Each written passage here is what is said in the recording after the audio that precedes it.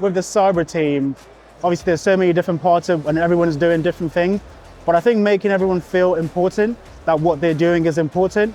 Because let's say, you have a guy working compliance for you, or they're working, on pen testing for you, or they're working just in the SOC team. If they feel like their job is important and the board or C-suite are hearing what they're doing, they're more inclined, or they feel like they want to tell you about what they're doing because they feel like it's going somewhere. But if they felt like, oh, what I'm doing is just part of the process, they might never even talk about it because they feel like it doesn't really matter. It's just a small inclusion in what we're doing. Conferences, maybe. I know we have a ton of them, but maybe less about all the big, showy, big name companies, but actually coming together, whether it's the roundtables, inclusionary, smaller, lesser known people, so we can have discussions properly, because then we can actually hear from everyone and we say, well, okay, we're working on this, and this is working well for us. We're working on that, this is working well for us. And then we're sharing that, and that really goes a long way. Better, I think, more than just having a bunch of new tools and a bunch of big platforms and going with them. Take an interest in what everyone else is doing, because I think in the cyber world, we kind of focus on ourselves and what we're doing, and we think, well, everything else doesn't matter. Cyber is the most important, but being able to listen to other people and work and understand, well, this is how my cyber tool or my cyber regulation will impact your job. I think if we can really, really listen to other people, we'll be able to communicate our message better, because then we're actually understanding what they're talking about. Videos. I do lots of videos in my company and I send them out to people. It could be very informal. I could be at my desk. I could just put my phone out, record a video and send it to them. Obviously having Teams meetings and catch-ups and weekly, obviously bi-weekly, that's a good way. But I think video chats, not just Teams messages.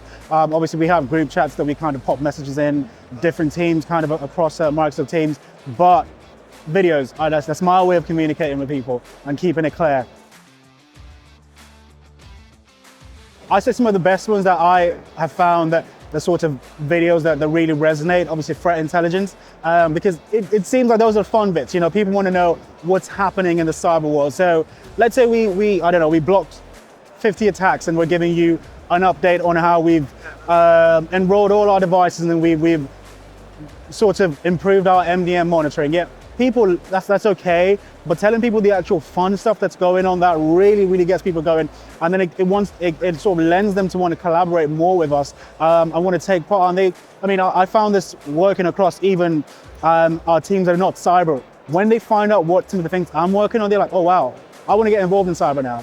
We have this in our infrastructure guys, we have this on junior IT support guys. They find, oh, you did that, you stopped this attack, this remote code execution attack, oh great, we want to know more about that. Now we have across the IT team, people want to get involved in cyber, so that works a treat for us all the time.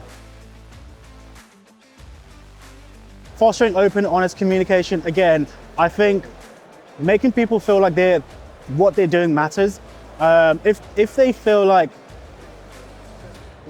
they're just an employee and their job is just to turn up at 9 o'clock and leave at 5:30 and whatever happens, happens. I don't think they'll last long in cyber. You have to feel like what you're doing matters. Maybe you work at a sales team and you're not earning £1 million for the company. You can kind of feel like you're just by the wayside and you're back office. But if you really make people feel like what you're doing matters a lot, they will definitely want to stay. They'll definitely have a long career in cybersecurity. And that's really what we want to get to. We want to get people in cyber and not out the door in a couple of years. We want people staying in cyber. We want people building the defensive teams. We want people kind of growing with cybersecurity and kind of celebrating the wins that we're going to have in a few years.